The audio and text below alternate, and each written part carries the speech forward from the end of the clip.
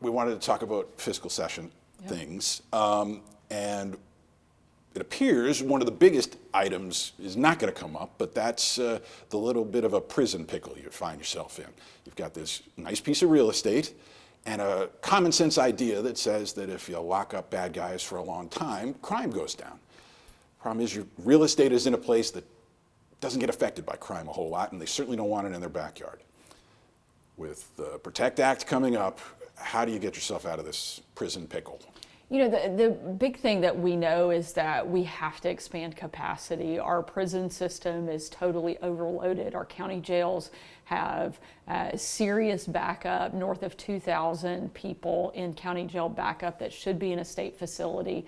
And when they're not in a state facility and in those county jails, they're not getting rehabilitation services. They're not getting anything that helps reduce the idea that they're coming back, which is something we want to see. And so we've worked hard to expand capacity within existing space. We've been able to add 1,500 beds. I still believe that Franklin County is the best location based off of the needs that we have around the state. That is one of the fastest growing areas of Arkansas. It's also one of the only places that doesn't really have a state prison facility. You have a small community corrections place in Springdale, but nothing else for miles and miles around. At the same time, we are going to look for ways that we can, provide public safety, whether that's paying our state troopers more, paying our corrections officers more, expanding space in existing facilities, opening up the recidivism reduction pilot program that I started, where we're doing a better job with those inmates that are already there. And I've told legislators and anybody with an interest, you have a better place, you have a better solution, come to me, I'm all ears. But in the meantime, we're going to keep doing things that help provide safety for the people of Arkansas. Is there any way you come down off of 3,000 beds in Franklin County? I mean, how do you convince that one spot that appears to be the best location in your opinion? I think that we know that the demand is really high, and to your point, as the PROTECT Act goes further into effect, the demand only increases. But what we can do is continue to look for ways to keep people from making that a revolving door, break that cycle. That's what we're trying to do. We know every single law enforcement officer that you meet with anywhere in the state of Arkansas will tell you we have to expand capacity at some point. Still believe that's the best place, but open for suggestions and solutions if other people have ideas. Like maybe go into another part of the state or smaller numbers around the state? The problem is we have facilities in most of the other areas in the state, and that is, I'd love to show you a map. I wish I had it in front of me. It's one of the few places where you do not have a facility, where you also have increased population growth, increased crime, and a couple factors go into that. Not only do you have the growth in population and crime, but you also have the workforce that is needed to run a facility. And so being able to put something in that area is going to be critical long term. And I still believe it's the best place. We'll continue working with legislators and do our part and what we can to continue to move the ball forward as we go. One last little bit on that. What can you do politically? Because it does seem like, considering what we saw in the primary and what we're seeing from the River Valley, that it's a real hard sell there right now. What can you do politically? One of the things that I think is really important for people to understand and to know that we're not doing this just for the sake of doing it. We're doing it because it helps us provide safer communities. And we have a fundamental responsibility to do a better job making sure that every community in Arkansas is safe. We have a little over 16,000 state inmates right now. We have warrants out for arrest of 176,000 people that we're not even pursuing because we have no place to put them.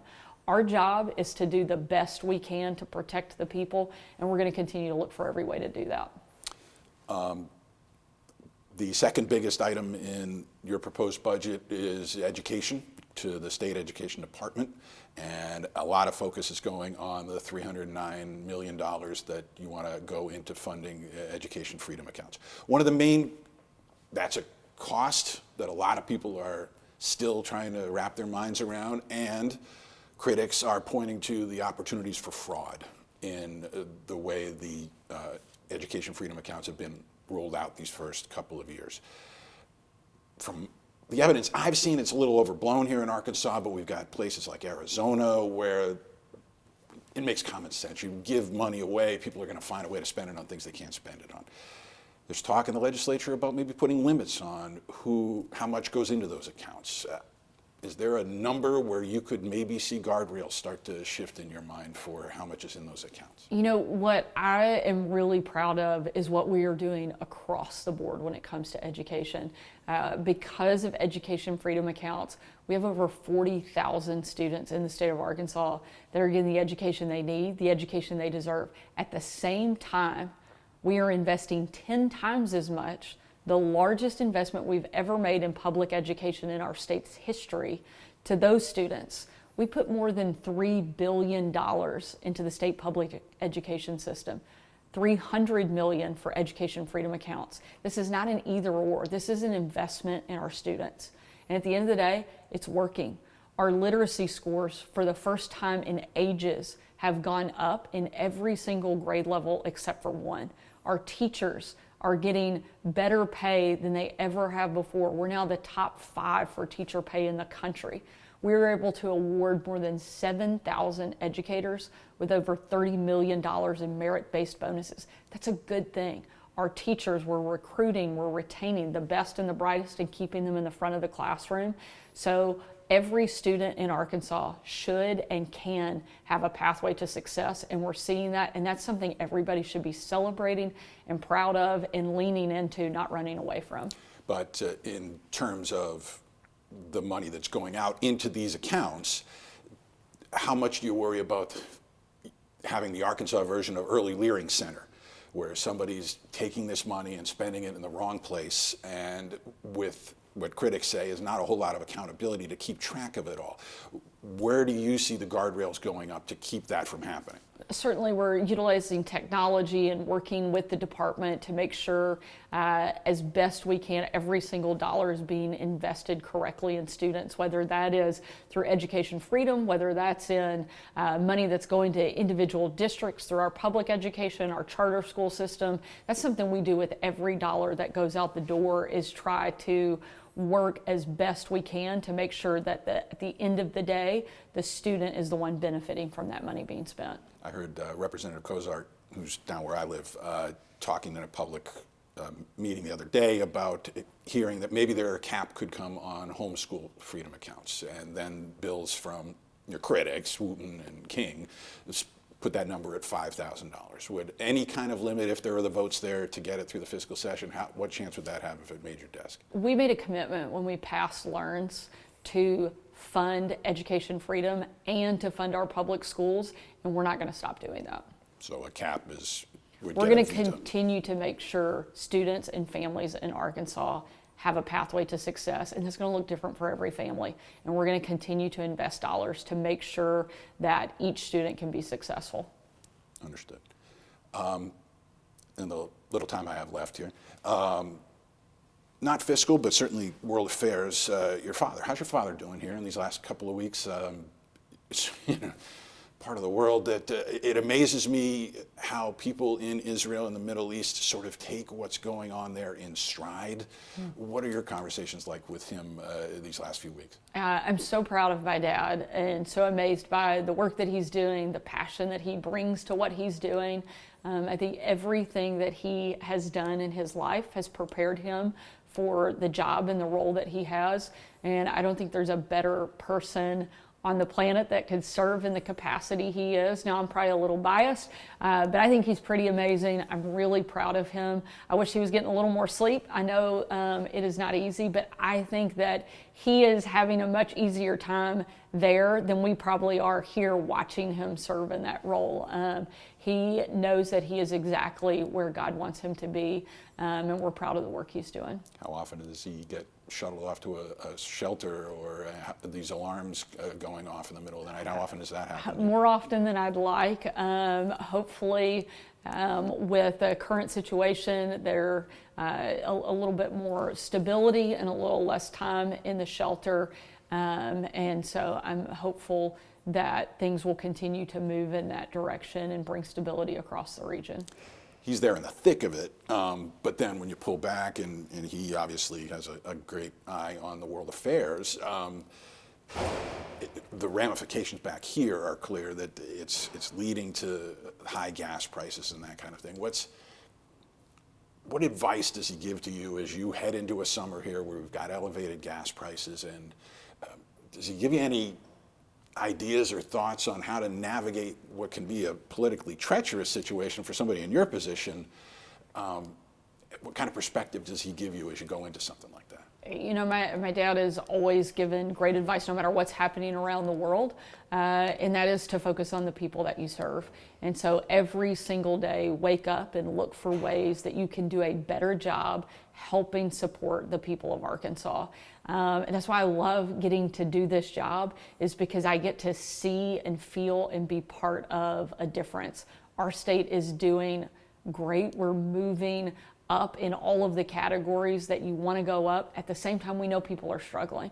So we're looking for ways, how do we better support? That's why I have worked so hard to cut taxes in the state of Arkansas, and fully anticipate we'll be able to do that again here in the next month or so. It's why we eliminated the grocery tax. It's why we work to make sure every student in the state has access to free breakfast. We are always looking for ways to support Arkansans, and we're going to continue to do that no matter what's happening around the world, because that's why I ran for office. I love Arkansas. I love the people here, and I want us to continue to get stronger and be better. Understood. Couple of quick hitters. What's your comment on the Secretary of State's race and the now legal action that lasted for about 4 hours yesterday? What's your observations on that race right now? You know, I'm proud that Arkansas is the #1 state in the country for election integrity, and I think we saw that. Our process worked, and I'm really excited and proud to continue working with Senator Kim Hammer in his new role as he gets elected in November as the Secretary of State. I think Cole Jester has done an incredible job, and I know that Senator Hammer will continue to be a great leader for conservatives across the state, and he'll do an amazing job as the next Secretary of State. But it does speak to what a lot of national observers are seeing as a schism within the Donald Trump coalition, as it were.